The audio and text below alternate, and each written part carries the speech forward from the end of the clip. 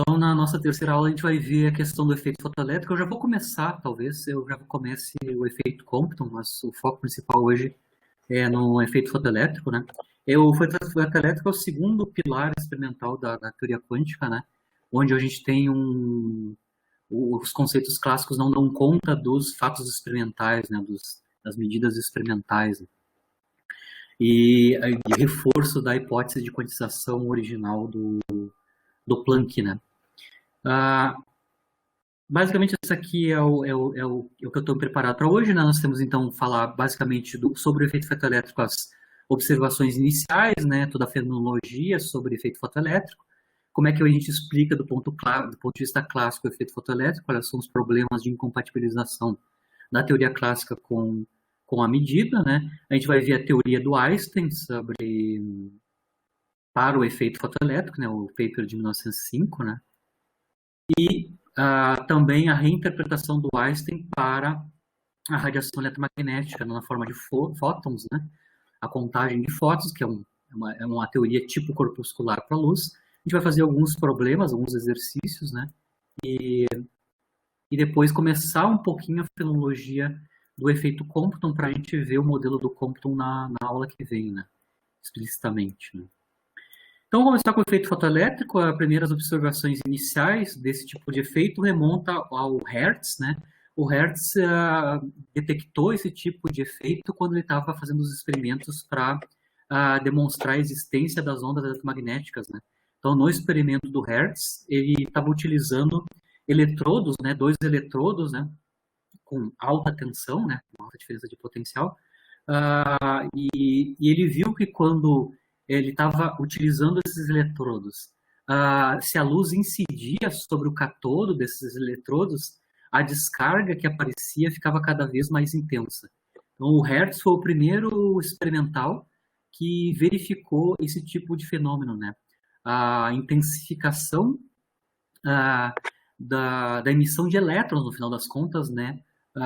Devido à incidência de luz num material, né? Certo?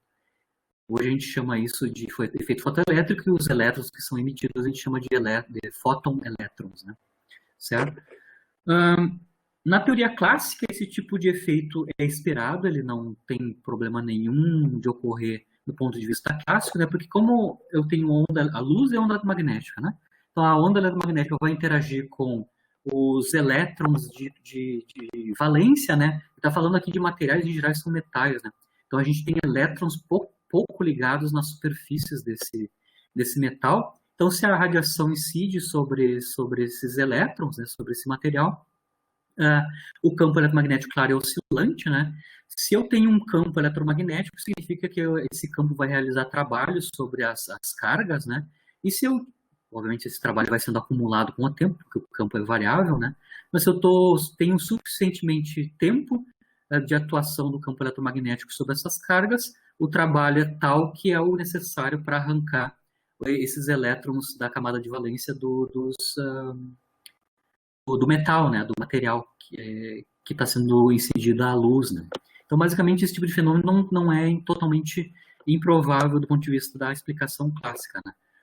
Só tem que ter, claro, um tempo suficiente, principalmente se a intensidade da luz que está sendo incidida é pequena, né. Vai demorar mais tempo até eu fazer a conta de qual é que é o tempo típico para a gente conseguir arrancar os elétrons, né, do ponto de vista clássico, né. Mas, basicamente, a origem experimental da verificação do fenômeno remonta já ao Hertz.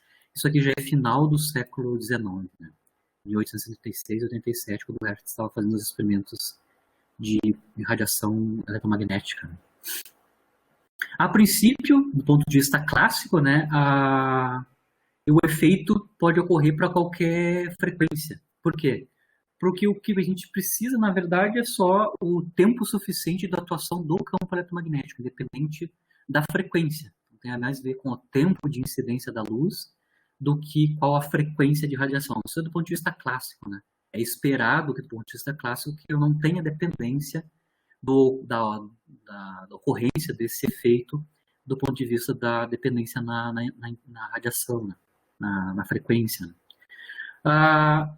Do ponto de vista clássico também, eu sei se eu tenho luz mais intensa, né, essa intensidade, lembra que é intensidade, né? potência por unidade de área que chega, por exemplo, no material, né? Se eu tenho intensidade alta, né?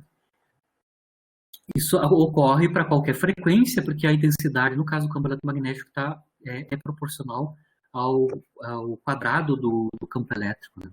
Então, se eu tenho intensidade mais alta, né, ou seja, maior intensidade do campo, maior é a energia que vai ser transferida para os elétrons, né? A força elétrica vai ser maior, né? E aí, ao princípio, os elétrons arrancados deveriam ter energia maior, do ponto de vista clássico, se a intensidade da radiação que está incidindo é mais alta. Ela transferiria mais energia na forma do campo para o elétron, né? Isso do ponto de vista das abordagens clássicas, né? O que a teoria clássica, o eletromagnetismo clássico, né? Prediria sobre esse efeito, né? Esse elétron, então, só seria expulso, né, depois que tivesse acumulado uma quantidade de energia suficiente para vencer a barreira, né? Ou seja, vencer a ligação do material, né? Para baixa intensidade, o tempo necessário é bem grande, eu até vou fazer um cálculo numérico, né? E do ponto de vista clássico, se eu tenho com baixa intensidade, o que a gente deveria ver, pelo menos a teoria clássica prediz isso, né? A gente deveria ver um retardo entre a aplicação, a incidência da luz e a corrente que vai ser criada pelo desprendimento desses elétrons do material, né? Então, é independente, do ponto de vista clássico, é independente da frequência, é diretamente proporcional com a intensidade. Para baixa intensidade vai ter um retardo, né, para até acumular energia no elétron, para o elétron, de maneira que ele consiga ser arrancado, né? Em geral, aqui a gente vai estar tratando sólidos, mas também tem efeito fotoelétrico para gases também, né? Esse retardo poderia ser, a não existência de um retardo poderia ser ainda explicada aqui no metal, o rearranjo dos átomos, eles fibram, né? Pode haver transferência de energia de outros átomos para alguns dos elétrons, mas como isso ocorre também em gás, não tem muita explicação assim do ponto de vista clássico da não existência de um retardo. Em geral, deve haver um retardo, principalmente se a intensidade da luz for baixa, né? Aqui eu tenho um exemplo do cálculo clássico, né? Então, tenho luz incidido sobre um material que sofre efeito fotoelétrico, né? Se arrancar elétrons, né? Para baixa intensidade. Então, a lâmpada, né, de 1 watt, então, a lâmpada fraca potência, né? Ela está a 1 metro de um pedaço de material que eu sei que sofre efeito fotoelétrico quando a luz é incidente, né? Então, ela está a 1 metro da fonte de 1 watts, e eu quero calcular, por exemplo, qual é que é a potência, na verdade, a intensidade, né? Qual é que é a intensidade da radiação que chega nesse material que está a 1 metro da minha fonte de luz, né? Então, para calcular a intensidade da radiação que chega no material que está a 1 metro dessa fonte de 1 watts, lembrando que a intensidade da radiação que vai chegar ali no material é a razão, basicamente, da potência, né, total entrega pelo objeto, né, que é a fonte de luz, que é o 1 watt, pela área de cobertura, a área em que está espraiada, né, esse 1 watt de potência. Esse 1 watt de potência sai da lâmpada e quando chega a 1 metro de distância, vai ter uma certa intensidade que é inversamente proporcional à área da esfera onde essa luz foi emitida uniformemente, né? Então, se eu calcular a razão para obter a intensidade da radiação que chega no material, né, é 1 watt por a área dessa esfera que tem 1 metro de raio, né? Então está calculado em metros quadrados, né? 4πr2, 1r igual a 1, né, metros.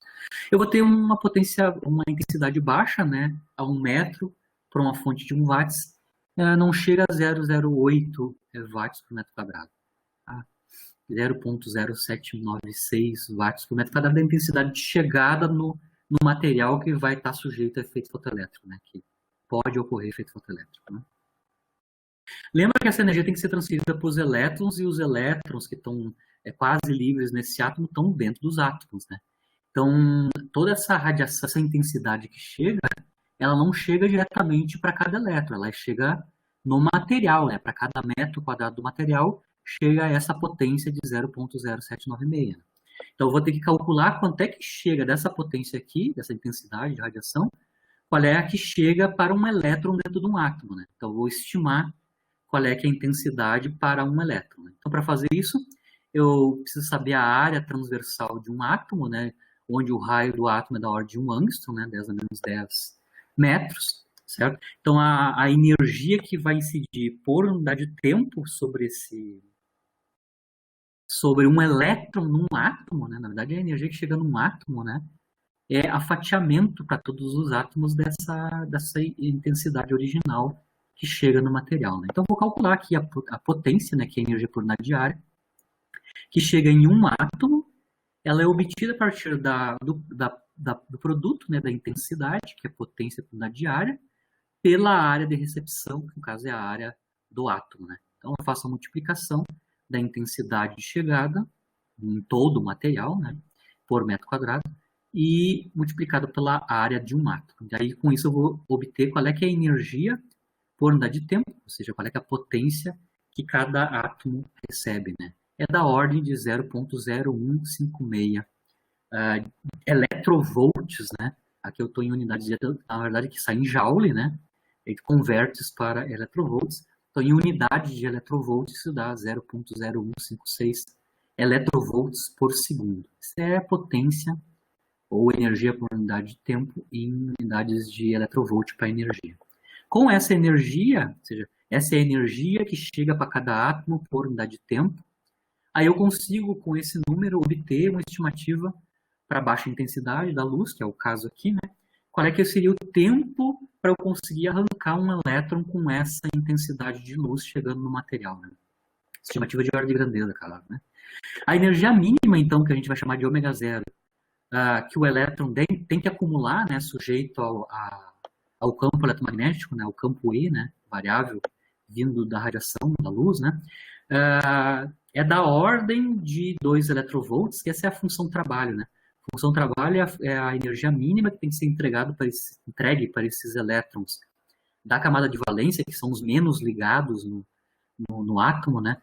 A ordem de grandeza de energia que a gente tem que entregar em eletrovolt é da ordem de 2 eletrovolts, tá? Essa é a ordem de grandeza. Depois cada material vai ter uma função trabalho diferente, ou seja, uma energia diferente para arrancar os elétrons menos ligados, né? Mas a ordem de grandeza, sim, é 2, 3 eletrovolts.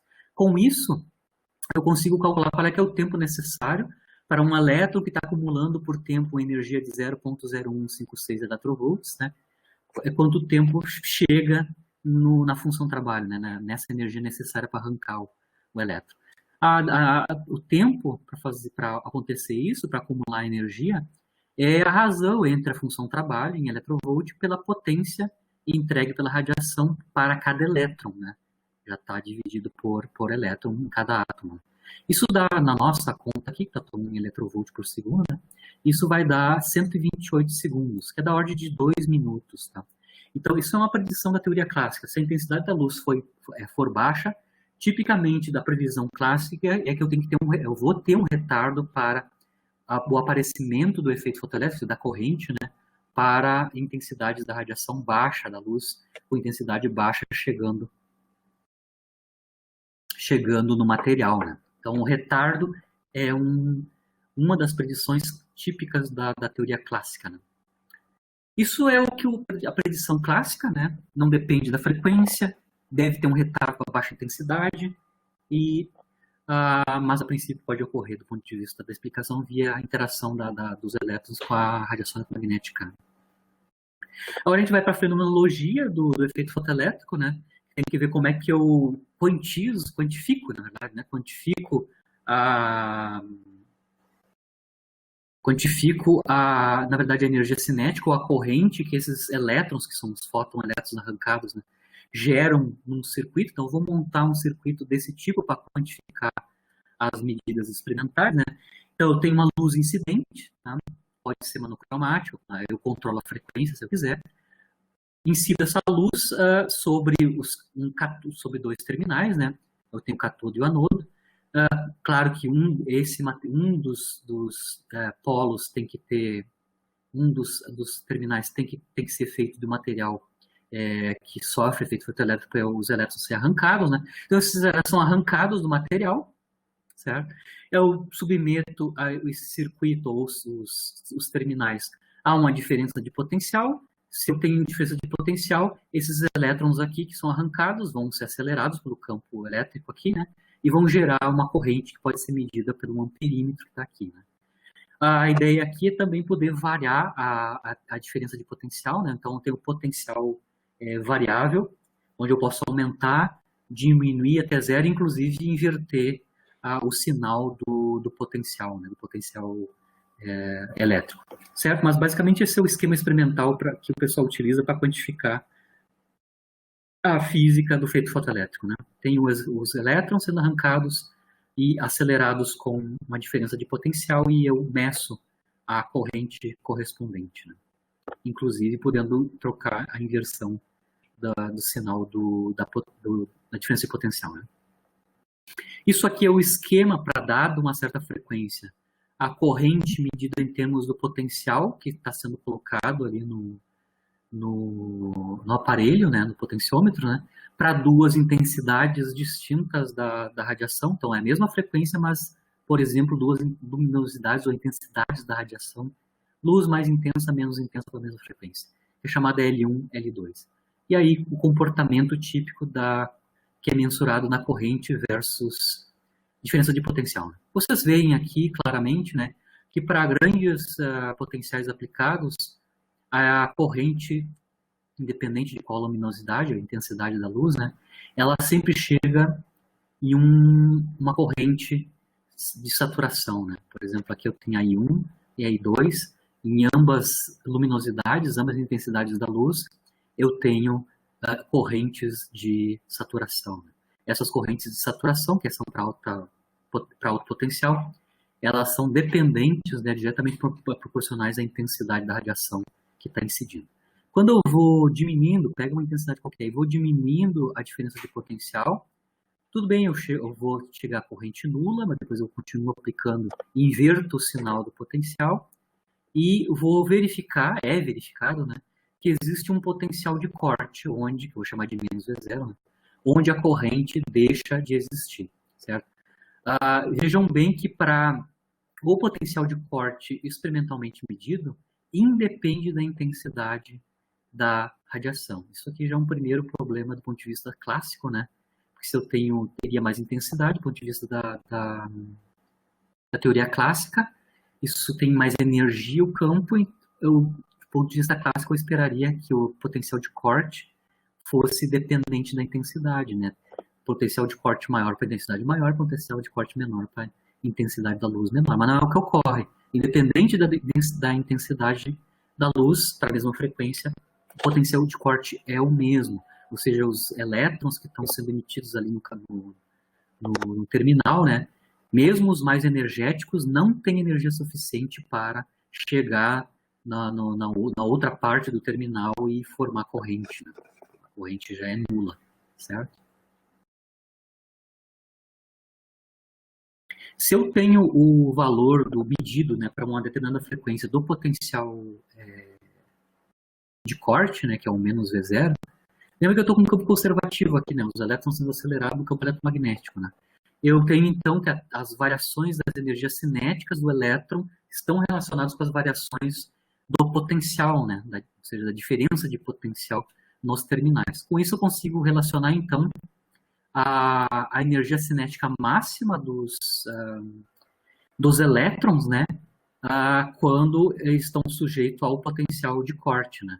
Então, a taxa de energia cinética, a variação da energia cinética está relacionada com a taxa de variação do potencial elétrico, né. Ou seja, a energia cinética máxima está diretamente relacionada com o potencial, ou a energia potencial elétrica, né, que atua sobre o elétron. Então, eu tenho uma conexão do potencial de corte V0 com a energia cinética máxima dos elétrons que estão sendo expelidos ali, né?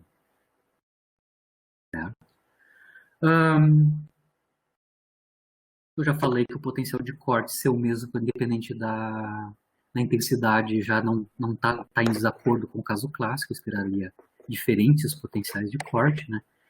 Outra coisa, não se verificou quantitativamente nenhum retardo, mesmo para intensidade baixa. Então, quando o pessoal fez medidas de precisão, o pessoal que eu estou falando é o Lehner, o Millikan, que fizeram medidas de alta precisão de efeito fotoelétrico, né? As medidas experimentais mais precisas são desses caras, né? O Lehner e o próprio Millikan, né? Eles veem que não há retardo mesmo com baixa intensidade. Isso tudo que eu estou falando é sobre frequências iguais, né? Só variando a intensidade e vendo o que ocorre quanto ao potencial aplicado. Né? O Lehner, no início do século XX, né, em 1902, né, ele estava estudando efeito fotoelétrico, né? Ele testou vários materiais e ele mostrou que se ele filtrasse a luz que estava incidindo sobre o terminal e ele fizesse um corte, colocou um vidro, né? Colocou um vidro para a luz passar antes de chegar no catodo, né, no terminal. Ele mostrou que se a gente cortar o espectro ultravioleta, a parte ultravioleta da luz, eu removo parte com um filtro, né? Ou seja, comprimentos de onda que estão frequências ou comprimentos de onda que estão nessa região, cai abruptamente o efeito fotoelétrico, ou seja, o desaparecimento da corrente ou a corrente muito fraca, né? Certo? E ele também observou outra coisa, agora mudando as frequências, né? Ele mostrou que o K máximo, né, que tem que estar relacionado com o potencial de corte, né? A energia cinética máxima desses elétrons emitidos, os fotoelétrons, né? Eles aumentavam com a frequência, a energia cinética aumentava com a frequência. Ele não conseguiu obter uma lei imediata, né, de relação, mas ele só verificou qualitativamente que o Kmax, né, ou seja, o potencial de corte, aumentava com a frequência. Né, certo? Tem uma relação entre o Kmax e a frequência. Isso remove partes da radiação, principalmente o conteúdo de ultravioleta, o efeito cai abruptamente. Esses resultados do Lehner também não estão consistentes com a teoria clássica, né? Porque da teoria clássica, o efeito fotoelétrico é independente da frequência, né? Só dependeria da intensidade da radiação, né? Basicamente. Porque eu tenho campo elétrico sempre, maior ou menor, independente da frequência. E, claro, o Lehner viu que não tem nenhum retardo, e a predição clássica, se a densidade é baixa, não deveria não tem retardo experimental, né? Na teoria clássica, eu tenho tipicamente alguns minutos de retardo. O Einstein vai ser o teórico, né, que vai tentar construir, então, uma teoria física por efeito fotoelétrico. Já está claro que a física clássica, na verdade, o eletromagnetismo clássico, né, não consegue descrever esse tipo de fenômeno. Né?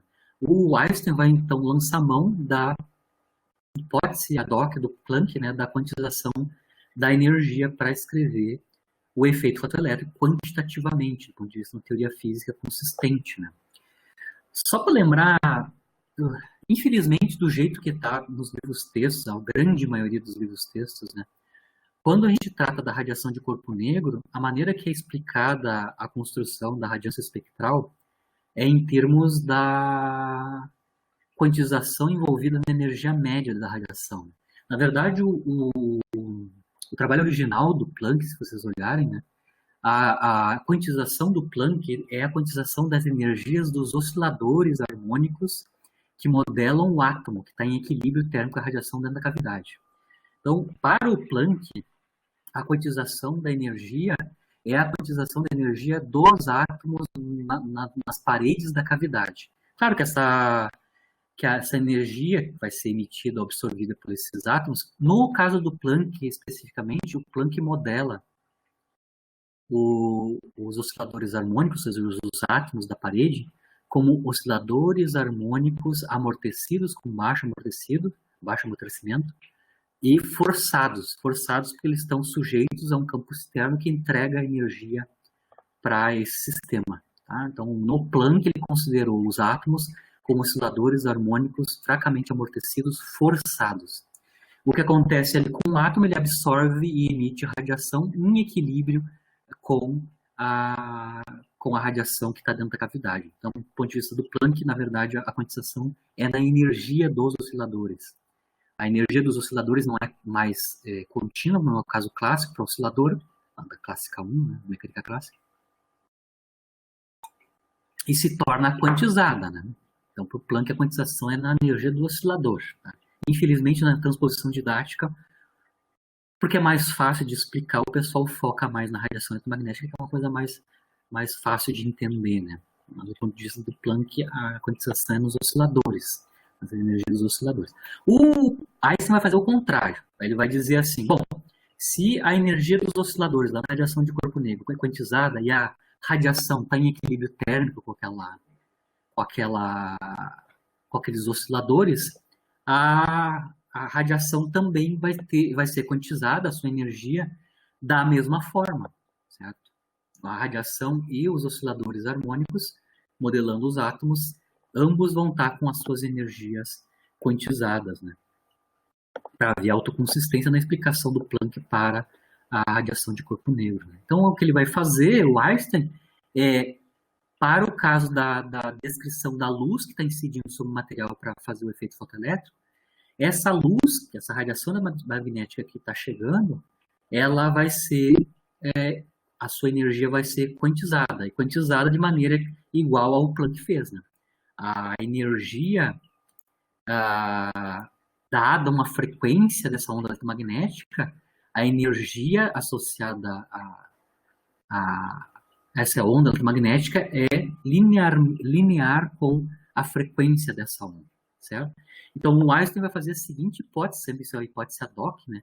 Ele vai supor que a radiação, então, ela é composta por pacotes ou quantas, né, de energia, que nem o Planck fez para os osciladores, né? E esses pacotes, todos eles têm um certo valor, né, de energia proporcional, linear com a frequência. Então, cada pacotinho, ou seja, cada quantum da radiação eletromagnética tem esta energia, que é a mesma da hipótese do Planck, né? A energia do quantum é H vezes frequência, né?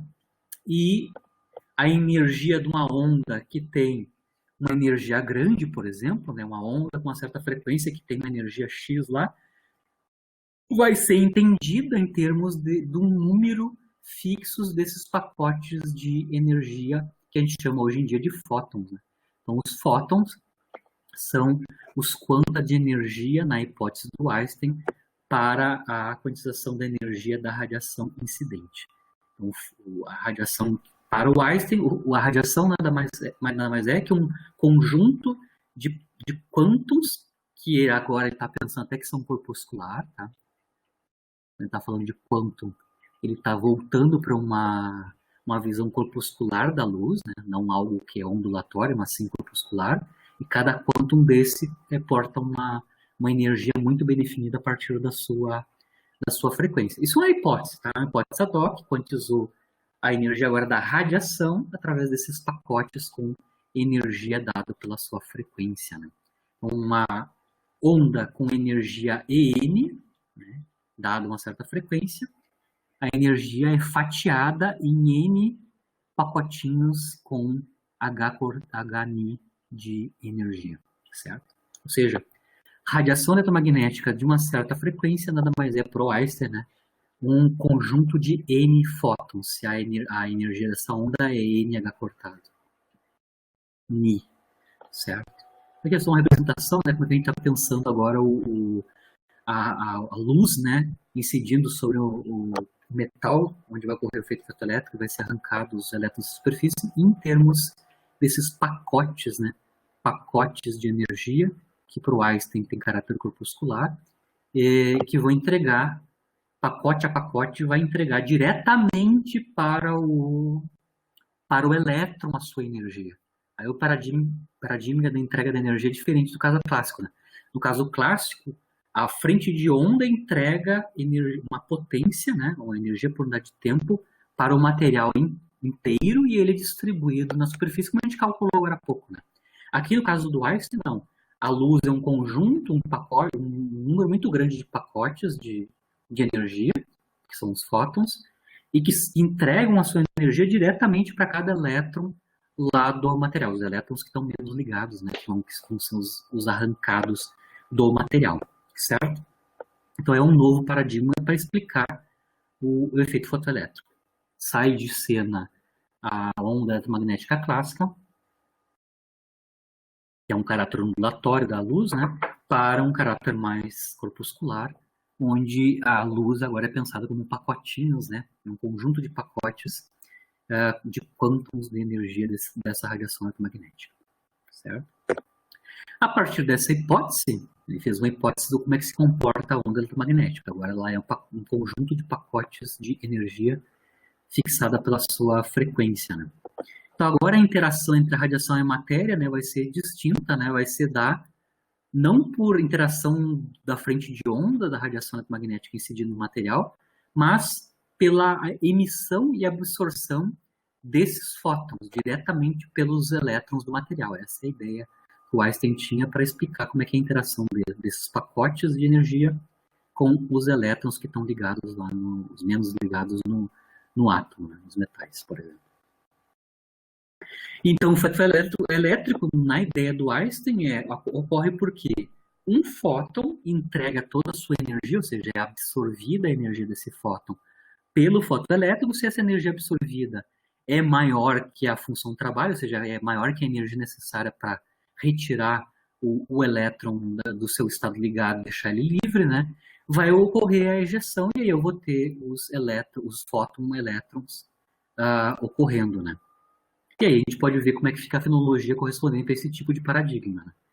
A primeira coisa que a gente consegue ver é que no conceito do Einstein, de como é que se interage a radiação via fótons com os elétrons, é que agora a energia cinética dos elétrons que vão ser arrancados, né, quanto é que eles têm de energia cinética, nada mais é que a relação, vai ser dada pela relação entre a energia do fóton absorvido, que é HNI, na hipótese do Einstein, né, com a função trabalho, ou seja, a energia líquida que eu estou entregar para tirar o elétron do seu estado ligado, né. Claro que a energia que tem que ser entregue para cada elétron depende do material, né, que a função trabalho é distinta para cada material. Os elétrons estão ligados de maneira distinta para diferentes materiais, né. Alguns estão mais ligados, outros estão menos ligados, né. O valor mínimo da energia necessária para arrancar os elétrons, né, do material, a gente já falou dele, né, é a função trabalho, né. A gente vai denotar aqui por W0. Então, W0 é a função trabalho, é a energia mínima que eu tenho que entregar para um elétron na superfície do metal, do material que sofre efeito fotoelétrico. Com isso, eu consigo conectar qual é que é a energia máxima dos elétrons arrancados para uma determinada frequência, né? Certo? Se o trabalho mínimo é ômega zero, então a energia máxima cinética vai ocorrer quando eu tenho a diferença da energia do fóton com a função trabalho.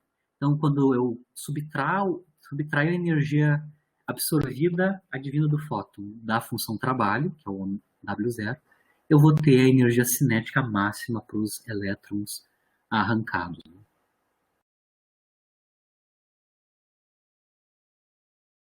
Certo? Do ponto de vista experimental da energia cinética máxima, que tem a ver com o potencial de corte, né?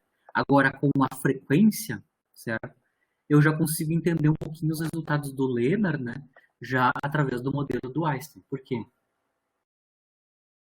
No modelo quantitativo aqui do Einstein para o efeito fotoelétrico, a energia máxima dos elétrons está diretamente, é linear, tem dependência linear com a frequência dos fótons chegando na superfície, certo?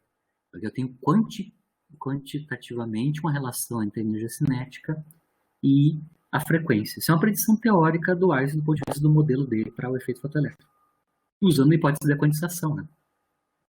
Se tu fizeres a medida, né, medida experimental, os pontos experimentais, isso o Millikan fez com alta precisão, né, você vai ver que aquele potencial de corte que o Lennard tinha estabelecido, né, pode ser explicado via teoria einsteiniana agora para o efeito fotoelétrico. O potencial de corte tem a ver quando a energia máxima, ou seja, a, a energia que o fóton entrega para o elétron ligado é exatamente igual à função trabalho. Está no limiar, né? Obviamente a energia cinética vai ser nula para esse elétron que recebe exatamente o valor da função trabalho. Então existe, para você ter energia cinética maior que zero, necessariamente você tem que a energia do fóton tem que ser maior que a função trabalho. Isso só vai ocorrer se a frequência da radiação multiplicada por H, né, seja maior que a função trabalho. Com isso, eu tenho o estabelecimento, então, de uma frequência de corte, que a gente está chamando de Ni0, né, que é a frequência a partir da qual, acima da qual, vai ocorrer efeito fotoelétrico para um determinado material. Se a radiação para aquele material não tiver frequência abaixo dessa frequência de corte, dessa Ni0, não vai haver o aparecimento do efeito fotoelétrico, a energia cinética desses caras não vai ser positiva definida, eles não vão conseguir ser captados, né, pela diferença de potencial. A dependência experimental linear entre o K máximo e a frequência corresponde aos valores experimentais. Aqui tem uma curva teórica, mas se colocar os valores experimentais do K máximo em termos da frequência para diversos materiais, né, vocês conseguem obter a curva do Einstein junto com os dados experimentais. Como a curva do Einstein prediz que a energia cinética máxima tem a ver é diretamente proporcional e linear na frequência, a declividade, ou seja, a inclinação da curva Kmax versus frequência, né, vai te dar a constante de Planck, exatamente, né? Ou seja, é da ordem da constante de Planck. Se eu usar o valor experimental da constante Planck, fitar os dados experimentais com a teoria einsteiniana, automaticamente te dá a informação de quanto é a função trabalho para aquele material. Você pode fazer duas coisas do ponto de vista da fenomenologia, né? Comparação dos dados experimentais desse tipo de comportamento, Kmax versus Ni, ou para medir com alta precisão a constante de Planck, né? Isso o Millikan fez, né? A inclinação dessa curva vai dar exatamente a constante de Planck, ou para medir também, por extrapolação aqui, né, por ajuste, né, o intercept aqui, né, que vai dar a função trabalho para aquele material. Então, se tu sabe a constante de Planck com alguma precisão suficiente, pode fitar os dados experimentais da K máximo versus frequência para obter medida experimental da função trabalho para aquele material, né? Interessante. Isso o Millikan fez com alta precisão essas comparações. Agora, como o Einstein quantizou a radiação magnética e não os osciladores, né? Ele quantizou a radiação e está pensando isso em termos de pacotinhos que são chamados fótons, né? Com esses pacotinhos com energia que são proporcionais à frequência, né? A gente pode reinterpretar do ponto de vista da teoria de Einstein, né, a radiação de corpo negro, né? Só para voltar do ponto de vista histórico, né, é meio confuso, mas do ponto de vista histórico, a quantização da energia do Planck é a energia dos osciladores que modelam o átomo, né? O Einstein está explicando que, está argumentando que também a radiação eletromagnética que está na cavidade, né, no corpo negro, naquela artefato que a gente usa para fazer a quantificação de quanto é que é a radiância espectral do corpo negro, né? A radiação também eletromagnética que está lá dentro da cavidade está quantizada, a sua energia também. E a radiação, então, eletromagnética vai ser sempre constituída de um número suficiente de fóton, né, desses pacotes de energia. Se eu for reinterpretar a energia média da radiação que a gente fez lá com argumentos da alteração do cálculo da energia média do clássico para o quântico, né, via Planck, aqui a gente pode reinterpretar a expressão da energia média da radiação dentro da cavidade no corpo negro, né, em termos da sua frequência, sabendo a expressão da energia média planckiana que a gente derivou na aula passada. Vocês lembram bem que a energia média planckiana é hν dividido por esse fator que está aqui, né? Então, aqui eu posso reescrever a energia média da radiação dentro da cavidade, representando o corpo negro, né? Em termos do HNI, que é o pacote de energia, né, para um fóton com energia, da radiação com energia dada pela frequência Ni, e o número médio de fótons para essa frequência. Né? Então, eu posso reescrever a energia média em termos do número médio de fótons para uma determinada frequência. Claro, a energia média de fótons com frequências Ni é igual à energia de cada fóton e o número médio de fótons com essa frequência. O número médio de fótons com essa frequência, por comparação das equações, né, te dá que o número médio de fótons com frequência Ni obedecem a esta equação que está aqui. Né? Basicamente é 1 sobre esse fator que depende da frequência, né, Hni sobre Kt, menos 1. Né? Então, o N barra de Ni é o número médio de fótons para uma frequência Ni, certo? Claro que essa expressão aqui te dá contagens diferentes do número de fótons se tu tá com energias dos pacotes maior que Kt ou menor que Kt. Se tu tá, por exemplo, com baixas frequências, ou seja, o Ni aqui é pequeno, significa que Hni é menor que Kt, né? Hni menor que Kt, eu posso fazer expansão aqui, e aí eu vejo que, basicamente, o número de fótons com frequência Ni vai decrescer exponencialmente. Né? Que para baixas frequências, o expoente aqui é pequeno, eu expando essa exponencial, né? Faço a expansão, e aí eu consigo ver que eu tenho tipo uma supressão, né?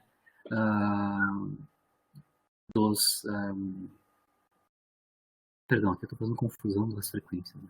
Se eu estou com frequência alta, calma aí, estou com frequência alta, o argumento aqui é grande. Se o argumento é grande, claro, se domina sobre 1, eu vou ter um exponencial decrescente de Hni. Então, se eu tenho frequência alta, o número médio de fótons vai decrescer exponencialmente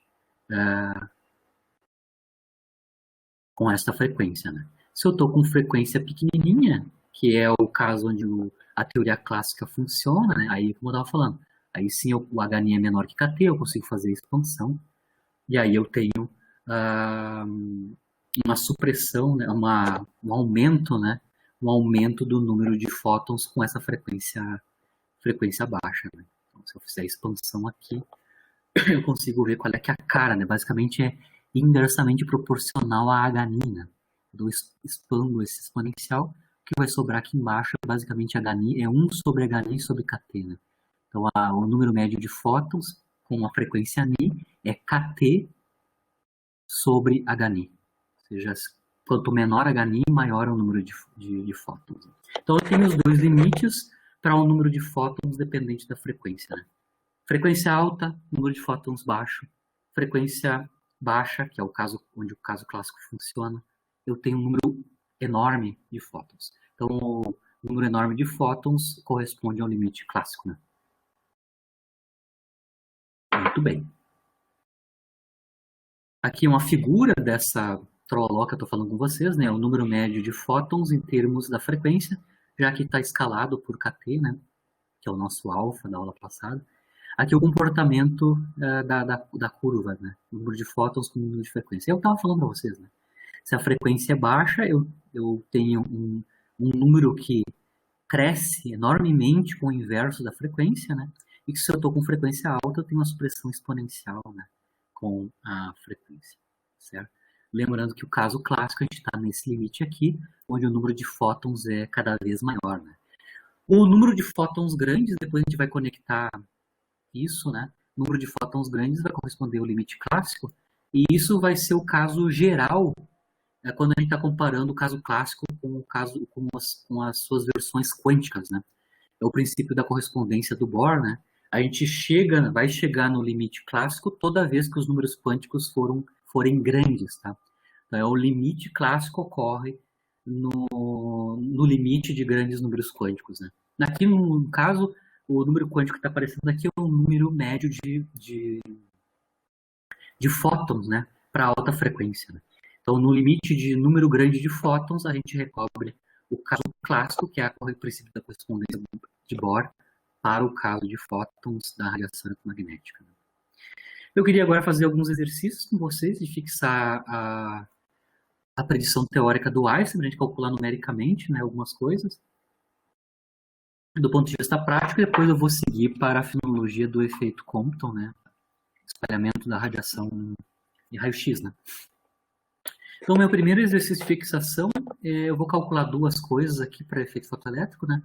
Eu primeiro vou calcular quanto é que é a energia em joules e em eletrovolts para fótons de luz visível, né, do violeta, cor violeta, cujo comprimento de onda é 420 nanômetros. Então, aqui eu tenho luz violeta, eu conheço o comprimento de onda, obviamente eu sei a frequência, se eu sei o comprimento de onda, eu quero calcular a energia de um fóton que tem esta cor.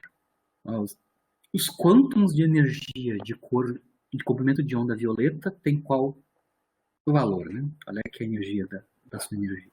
É o valor da sua energia. Depois que eu vou calculo a energia dos fótons da luz violeta, né, eu vou aplicar isso sobre um objeto que sofre efeito fotoelétrico, eu vou calcular a energia cinética máxima dos elétrons ejetados. No caso aqui, especificamente, a gente vai analisar o cálcio, certo? Incidindo sobre ele luz violeta, 420 nanômetros. Para o cálcio, a gente sabe que a função trabalho é 2,71, como eu tinha falado no início da aula, né? É da ordem de 2 a 3 electrovolts, tipicamente a função trabalho para a maior parte dos materiais. Depois eu vou mostrar uma tabela já para vocês compararem os valores, né? Então, são dois passos, são duas coisas. Primeiro, calcular a energia do fóton violeta, de cor da luz violeta, e depois, associado à luz violeta, e depois a energia cinética máxima dos elétrons ejetados quando essa luz incide, né, no efeito fotoelétrico. Bom, para começar, a relação, a energia de cada pacote, dada a sua frequência, é a fórmula de Einstein, né, é igual a H-Nick, o Planck, né. Aqui, claro, a gente pode escrever essa energia em termos do comprimento de onda, né, a gente sabe que a comprimento de onda vezes frequência é a velocidade da luz, né, então eles são inversamente proporcionais, o comprimento de onda e a frequência, então eu posso reescrever a energia em termos do comprimento de onda, certo? Numericamente, né, então eu consigo calcular qual é a energia para esse comprimento de onda violeta, né, da cor violeta. Então, aqui eu tenho a constante de Planck, né, em SI, eu tenho a velocidade da luz, metros por segundo, temos o comprimento de onda, 420 nanômetros, então 10 a menos 9, né, metros. Numericamente, isso vai dar uma energia pequenininha em joules, né, 10 a menos 19 joules. Não chega a 5, 10 a menos 19 joules.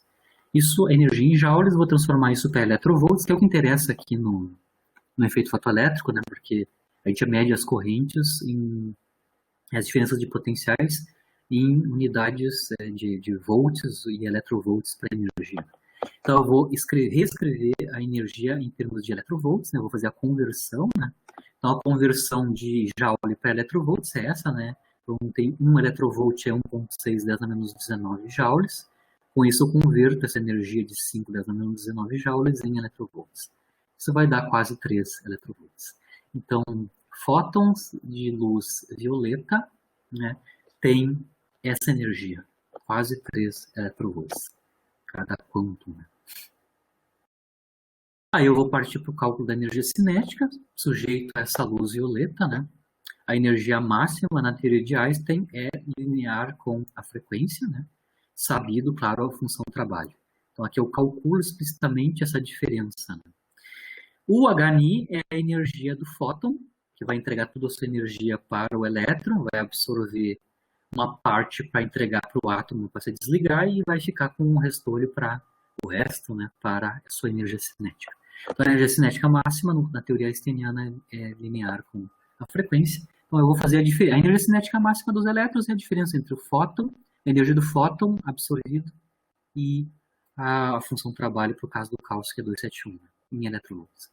Isso dá 0,246 electrovolts. Essa energia em electrovolts é a energia cinética, na forma da energia cinética do elétron emitido quando eu incido essa luz violeta sobre o cálcio, né? O cálcio 271, eu só vou mostrar aqui uma tabela onde...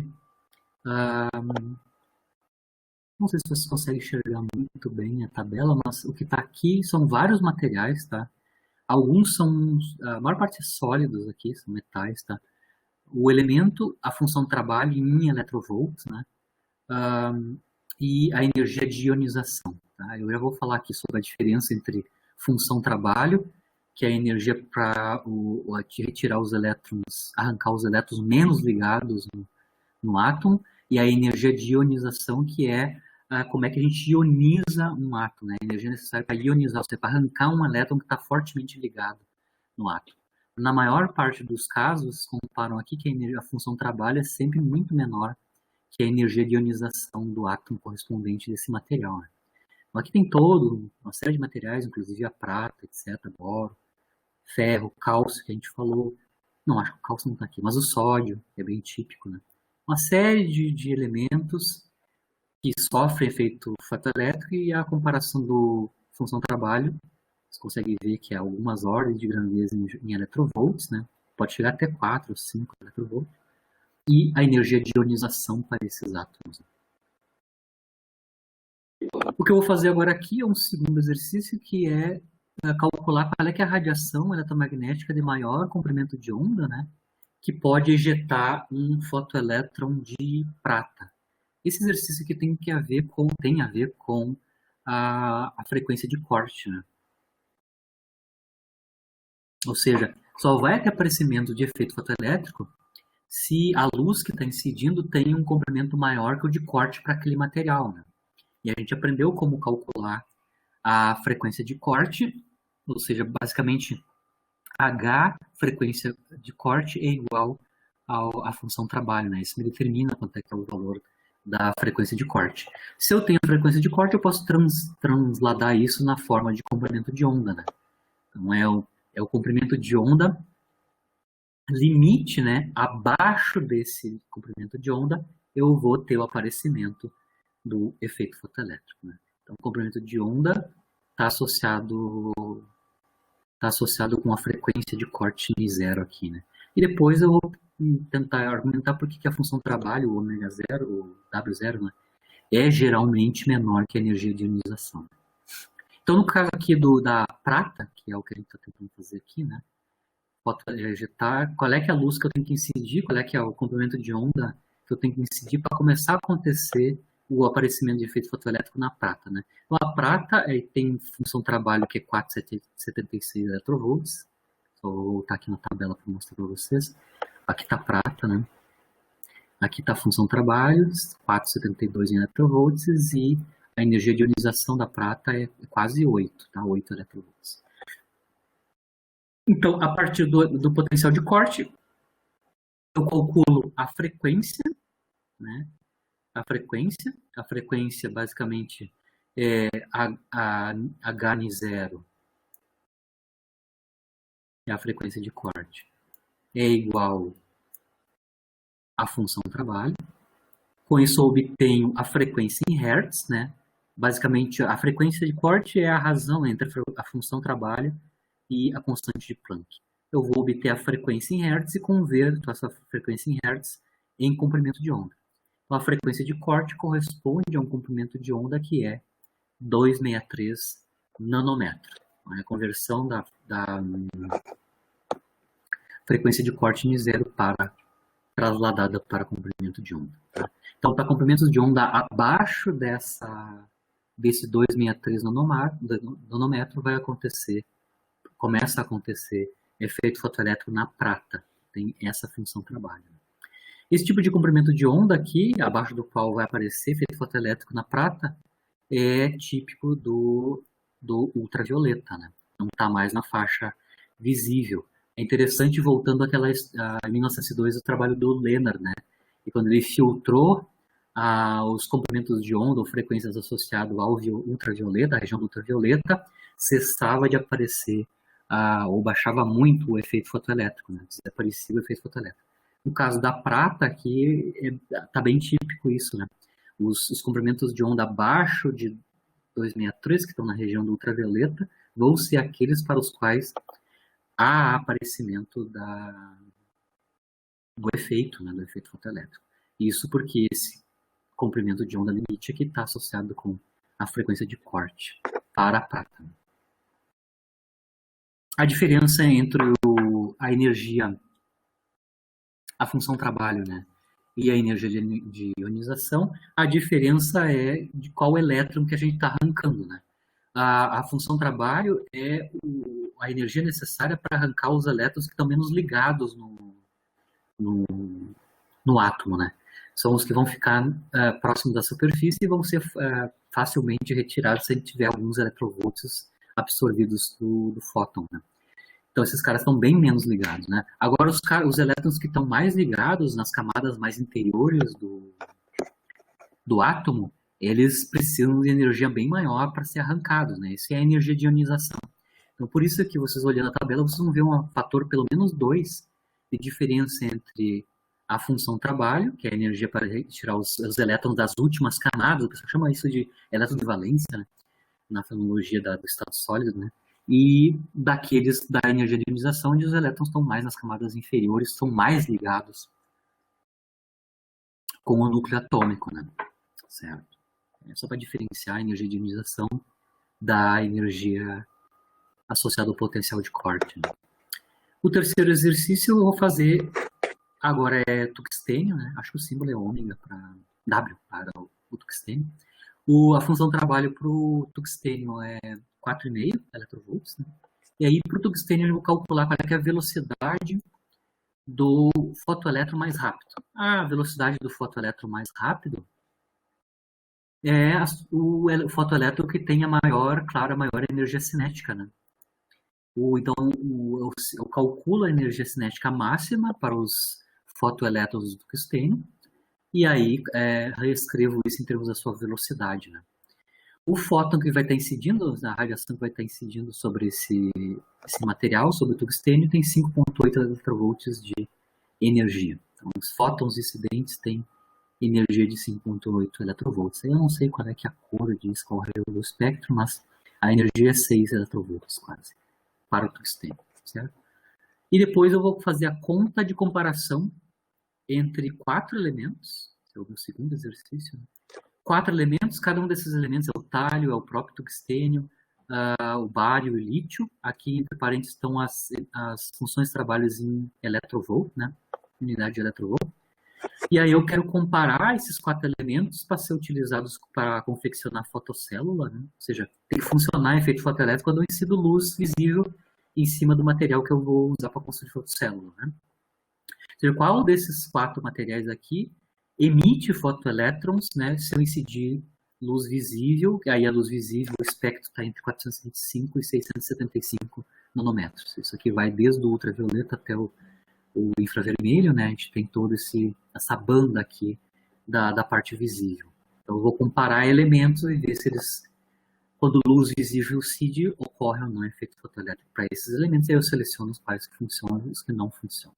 Vamos começar com o tungstênio. A função de trabalho do tungstênio está dada, e aí eu vou calcular. Primeiro, a energia cinética máxima, né, dos fotoelétrons, que a gente consegue usar para a teoria esteniana, né, e a sua conexão com a sua velocidade, né? Então, a energia cinética média máxima dos fotoelétrons corresponde a uma velocidade máxima para esses fotoelétrons, né? A relação aqui é a relação clássica, né? A velocidade não vai ser tão alta, né? Não é relativística, né? Então, eu posso usar a expressão não relativística para energia cinética. É proporcional a V2, né, em a massa do elétron.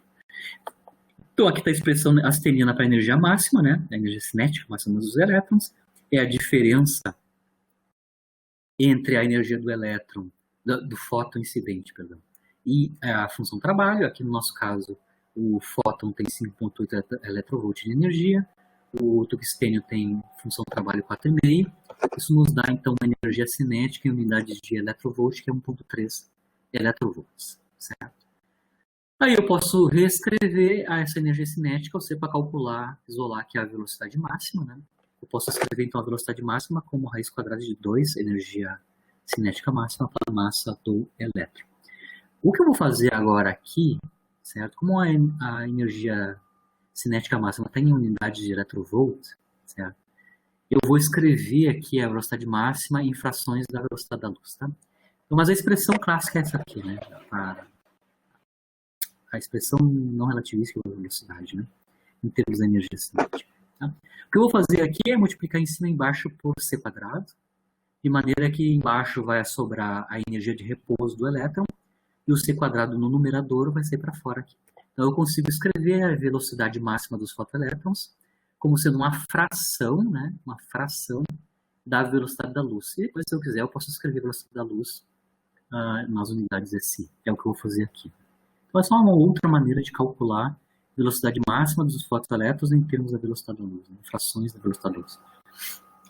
Por que eu estou falando frações da velocidade da luz? Porque a energia cinética que tem aí é muito, muito pequena comparado com a energia de repouso de um elétron. Eu já vou mostrar quanto é que é. Mas igual, substituindo os valores aqui, né, tem energia cinética máxima 1.3 electrovolts. E embaixo, claro, eu vou querer unidades de electrovolts para energia de repouso. Então, MEC quadrado é a energia de repouso do elétron, né? A energia de repouso do elétron é a massa do elétron vezes C quadrado. Isso, em unidade de electrovolt, a gente conhece, isso é tabelado, né? É meio MeV, 0,511 mega electrovolts, né? Mega é 10 na 6, né? Então, a energia de repouso do elétron, o MEC quadrado, é 0,511 10 na 6, que é o mega electrovolts. Coloca essa expressão aqui, eu tenho algo adimensional aqui pequeno, né? E aí, finalmente, eu consigo, só substituindo a velocidade da luz em SI, eu consigo escrever a velocidade em metros por segundo. Se eu quisesse só fração da velocidade da luz, tranquilo.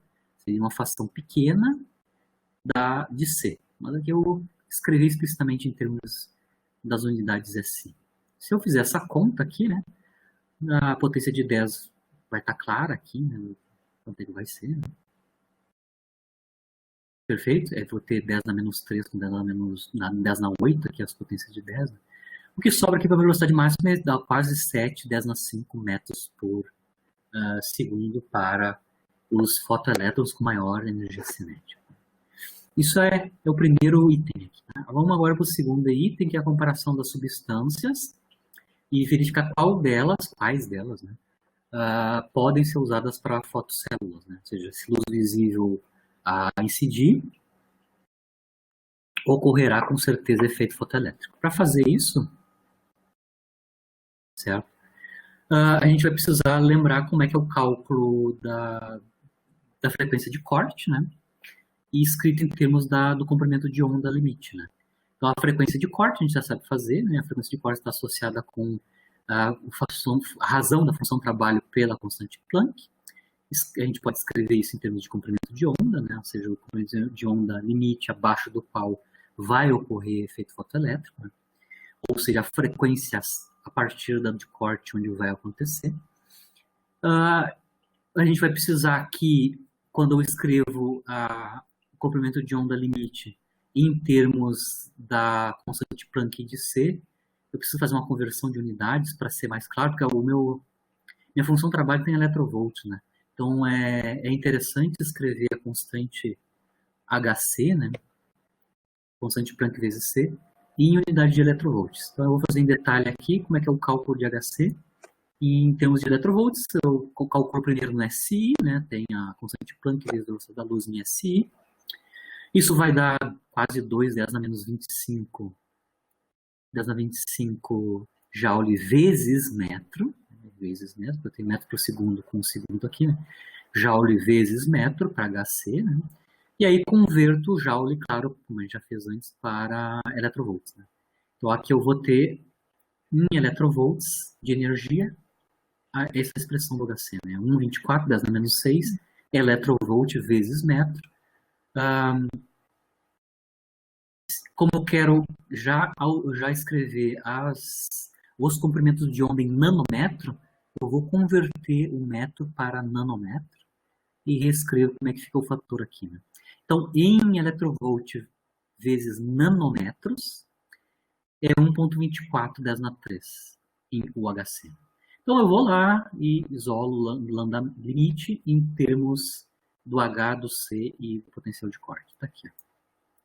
Então, o comprimento de onda limite é HC sobre ômega zero. HC eu escrevi em eletrovolts vezes nanômetro. Então, se eu fizer esta razão, eu já vou obter o comprimento de onda já escrito em unidade de nanômetro, que facilita para eu comparar ali com a banda do visível, né? Bom, aí eu vou pegando cada material daqueles lá na tabela, né? Aqui já está explícito os valores das funções de trabalho. 4,2, 4,5, 2,5, 2,3. Calculo explicitamente, vou colocando os ômega zeros e vou calculando elemento a elemento. Qual é que é o lambda limite? Para o talho, 295 nanômetros. Para o tungstênio, 275. Para o bário, 496. E para o lítio, 609. Lembrando, aqui a banda do visível vai de 425 até 675. Então, dá para ver que o talho e o tungstênio estão cortados, né, para material que não vai servir para fazer a célula fotoelétrica, né, porque o comprimento de onda associado com a frequência de corte deles está fora do visível. No caso do bário e do lítio, está ok. Ambos comprimentos de onda associados com a frequência de corte estão dentro da banda do visível. Então, esses materiais aqui podem ser utilizados para a confecção de fotocélulas, né? Então, só o bário e o lítio vão restar como elemento viável, né? E um último exercício de refixação, aqui no caso aqui a ideia de fótons, contagem do número de fótons, né? Número médio de fótons, né? Na teoria einsteiniana, onde a radiação eletromagnética, então, está sendo pensada como um conjunto de N pacotinhos, né, de energia fixados pela sua frequência N. Então, aqui eu tenho uma fonte de onda eletromagnética numa estação de rádio, né? Funciona com uma certa frequência, o 103.7 MHz, né? A frequência de rádio, uma estação de rádio. Então, a frequência está fixada nessa fonte, né? E a potência de saída dessa rádio é 200 kW. Então, não sei se é FM, né? É 103.7 MHz em 200 kW de potência, né? Eu tenho a potência, então, da radiação emitida e a frequência está fixada nessa rádio, né? Aí eu quero calcular a taxa de emissão de quantos do campo eletromagnético, né? Ou seja, o número de fótons, né? Qual é o número de fótons por unidade de tempo essa rádio emite, né? Certo? A primeira coisa que eu tenho que fazer é calcular qual é que é a energia de cada pacote, né? De quantum, né? De energia para cada fóton, né? Se eu sei a frequência, se é 103 MHz, eu calculo qual é, para a fórmula de Einstein, né? Qual é que é a energia dos fótons com essa frequência. Constante de Planck multiplicado pela frequência em Hertz, 1 MHz, é dando a 103.7, 10 a 6 Hz. Isso vai dar em joules, né, quase 7, 10 a menos 26 joules. Isso é a energia de um pacote de energia, ou seja, uma energia de um fóton de frequência 103.7 MHz. Para eu calcular o número de fótons emitidos por unidade de tempo, que eu estou chamando aqui de N fótons, né, eu vou dividir, claro, a potência da rádio, que é 200 kW, né? É energia por unidade de tempo, isso, né? Pela energia de um fóton. Se eu dividir a potência de emissão pela energia de um fóton, eu consigo obter quantos fótons são emitidos por unidade de tempo. Então, aqui eu tenho 200 kW, 200 kg, 10 na 3 watts, é a potência da rádio, emitindo ondas eletromagnéticas com essa frequência. Calcula a energia de cada quantum, de cada fóton desta radiação, com esta frequência de 103.7 MHz. E aí eu obtenho ao redor de 10 na 30 fótons sendo emitidos por segundo.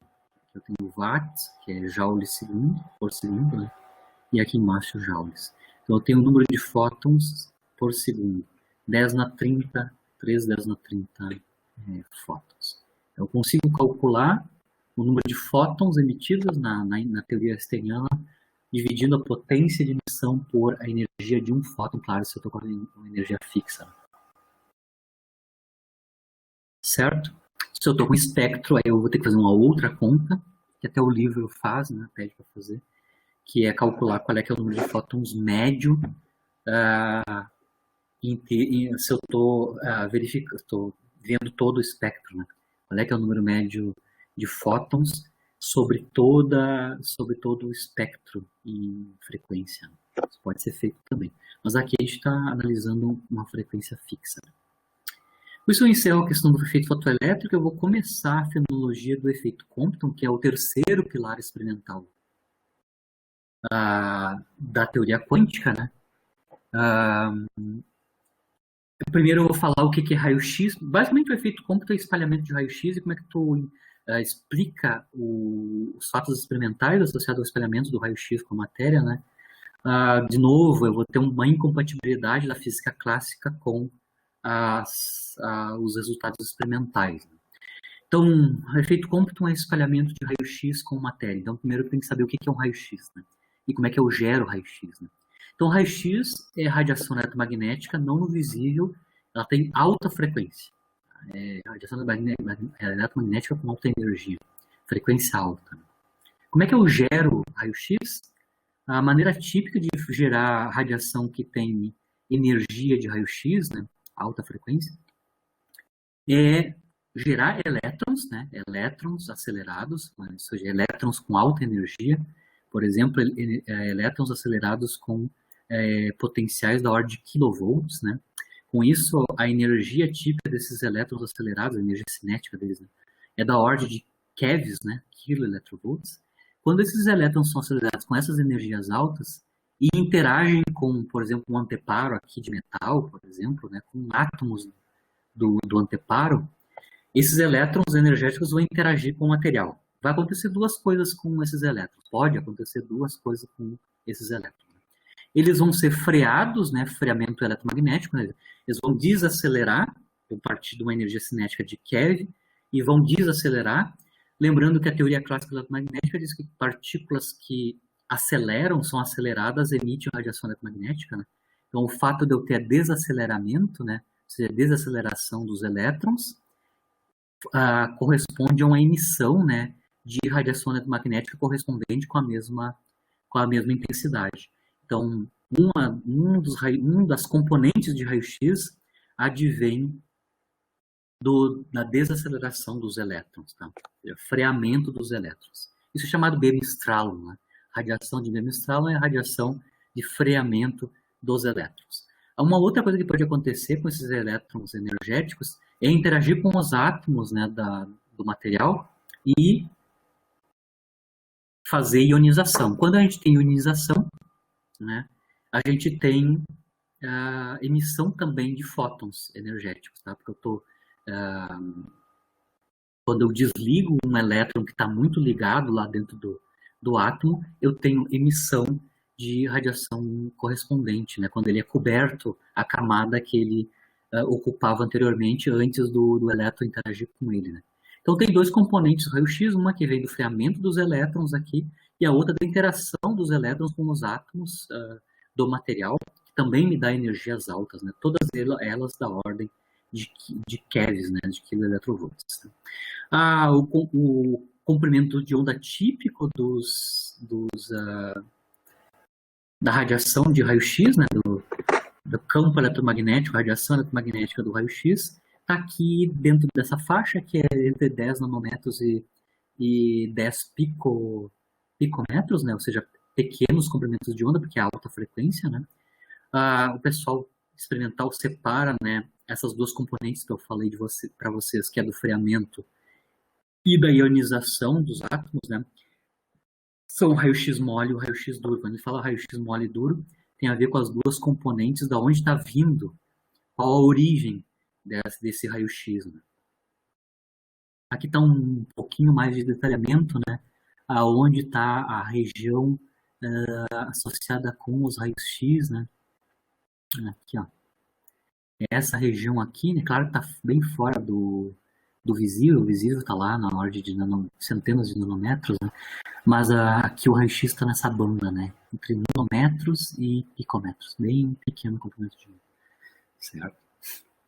Raio gama é bem maior que 10 picômetros comprimento de onda. Tá? A gente vai concentrar aqui na região do raio-x mole ou duro. Né?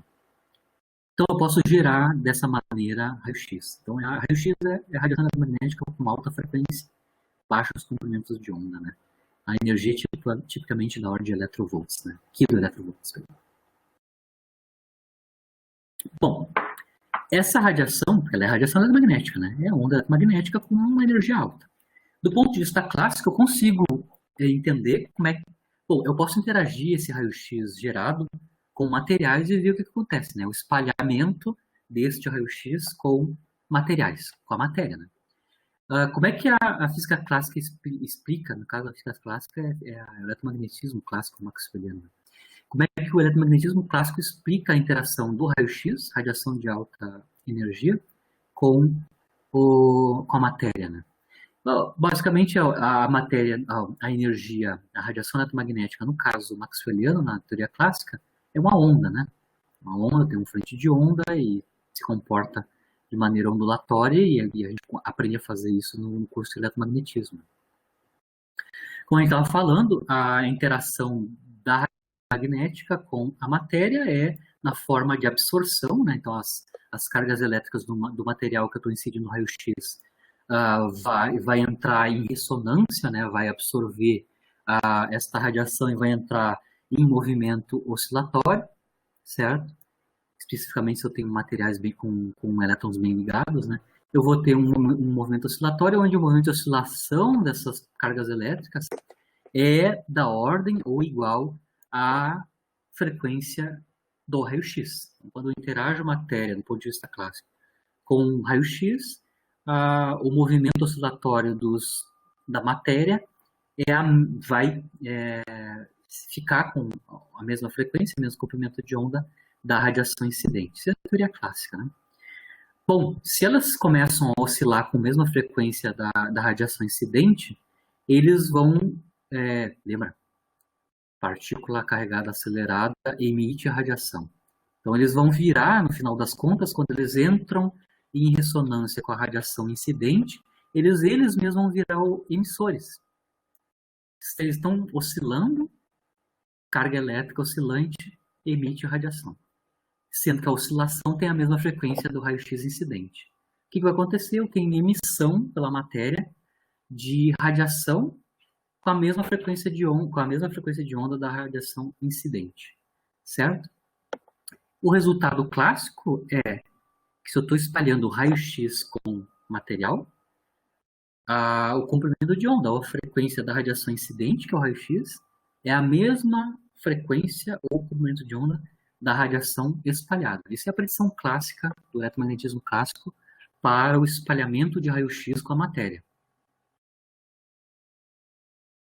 A onda interage com os elétrons da matéria, esses oscilam, a oscilação tem a mesma frequência da radiação incidente, eles viram fontes de radiação, porque eles estão oscilando, vão radiar a radiação com a mesma frequência, e aí a frequência incidente e a emitida é exatamente igual. Isso é uma predição da teoria clássica. Eu vou comparar isso do ponto de vista experimental, né? Isso no início do século XX, né? O Compton, em 26, né? Realizou experimentos de alta precisão, onde ele espalhou raio-x, né? Em alvos de um esquema do experimento do Compton, né? Eu tenho a fonte de elétrons, né?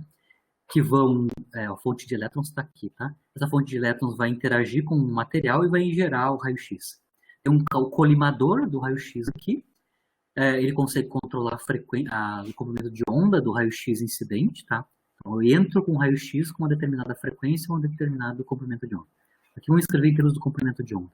Esse comprimento de onda da radiação, bom, esses raios-x espalham no alvo de grafite, e o que o Compton mediu foi a radiação espalhada em termos do ângulo de espalhamento, que é o θ, né? Então, o θ aqui é o ângulo de espalhamento da radiação, do raio-x, quando incide sobre esse alvo. O θ, então, é o ângulo entre a direção de incidência do raio-x com a direção da radiação raio-x espalhado. Então, entra raio-x, espalha com o alvo e eu meço o raio-x, a radiação espalhada em termos do ângulo, tá? Então, ele tem todo um aparato de como detectar, uma técnica de difração de Bragg, né? Como detectar os comprimentos de onda das radiações que estão chegando sob todos os ângulos de incidência, onde estão colocados os sensores, né? Então, basicamente, o que ele mapeia é a relação entre o comprimento de onda de entrada do raio-x e o espalhado, incidente e o espalhado, que é o lambda linha, é o comprimento de onda do raio-x espalhado no grafite, né? Em termos do comprimento em termos do ângulo, né, de espalhamento. O que o Compton verificou relativo ao ângulo de espalhamento, né, ele mostrou que a diferença entre o comprimento de onda do raio-x incidente com o comprimento de onda do raio-x espalhado depende diretamente proporcional ao ângulo de espalhamento. Isso é uma verificação experimental, certo? Ou seja, a diferença entre lambda e lambda linha, a diferença entre o comprimento da onda incidente e da onda espalhada de raio-x, aumenta com o ângulo. Eu estou mostrando aqui o que seria o esquema experimental, né? Aqui eu tenho os comprimentos de onda. A cinza é o comprimento de onda da luz do raio-x incidente. O laranja é o comprimento de onda da luz da radiação de raio-x espalhado. Raio-x espalhado, lambda linha. Certo? Em termos, como função do ângulo de espalhamento que ele mede ali no detector dele, né? Vai de 0, ou seja, raio-x que está espalhado na mesma direção de incidência e direções diferentes, tá? Ângulos diferentes, até...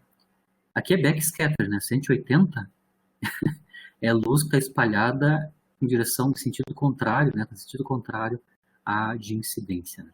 Isso tudo em termos de comprimento de onda escrito em unidades de picobar. Mas consegue ver, do ponto de vista empírico, é isso aqui, ó. Consegue ver que quando aumenta o ângulo de espalhamento do raio-x no grafite, há um aumento, ou seja, um deslocamento cada vez maior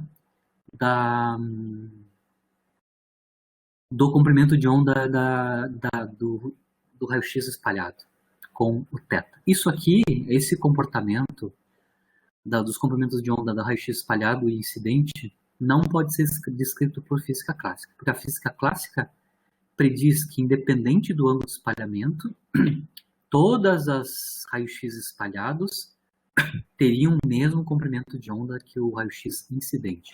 Pelo fato que eu acabei de contar ali, né, que no eletromagnetismo clássico a frequência de entrada e saída que incide sobre a matéria e que é irradiada pela matéria, que é o raio-x espalhado, tem a mesma frequência, automaticamente o mesmo número de comprimento de onda, né? O valor de comprimento de onda. Então, do ponto de vista experimental, esse tipo de comportamento não é descrito pelo eletromagnetismo clássico, né? O Compton, ele mesmo, né, usou a hipótese de quantização que o Einstein usou no caso da quantização do campo eletromagnético, onde o Einstein considerou que a radiação, no caso lá era a luz, no feixe fotoelétrico, luz visível, né? Mas a radiação eletromagnética, no caso einsteiniano, era pensado como sendo pacotes corpusculares de energia, onde essa energia é dependente da frequência, né, daquela onda, certo? Então, na aula que vem, a gente vai analisar a teoria do Compton, né, que é uma teoria quântica, né, entre aspas, né? Quântica, ele está usando a hipótese ad hoc, né, sobre a quantização da energia, no caso aqui de quantização de energia do campo eletromagnético, né? E também, um outro passo aqui é a confirmação que no espalhamento de raio-x, os fótons realmente se comportam como corpúsculo, né?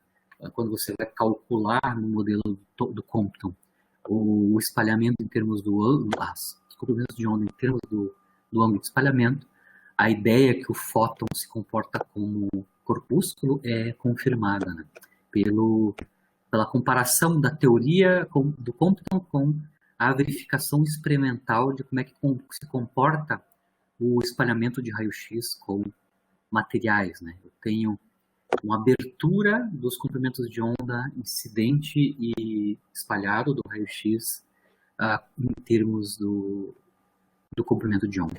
Só para ficar aqui a leitura aconselhada, né, se quiserem ler para essa aula e para a aula passada, aqui eu coloquei o artigo do Compton, né, onde ele propõe um modelo quântico, né, com a hipótese ad hoc da condensação da energia e a teoria corpuscular do fóton do Einstein. Isso é 1923, tá? Isso é bem depois do efeito fotoelétrico do Einstein. Einstein em 1905, o efeito fotoelétrico. O Einstein também usou a condensação planckiana para calor específico molar dos sólidos, como assim na aula passada, em 1907, né? E em 23 o Compton explicou os resultados experimentais do espalhamento do raio-x via um modelo que usa a hipótese ad hoc da condensação da energia e a utilização do conceito de fóton, né? Quantum de luz corpuscular. Né? Aqui está o título do artigo do Compton, né? É uma teoria quântica do espalhamento de raio-x em elementos leves, né? Por elementos leves. No caso dele, ele é o grafite.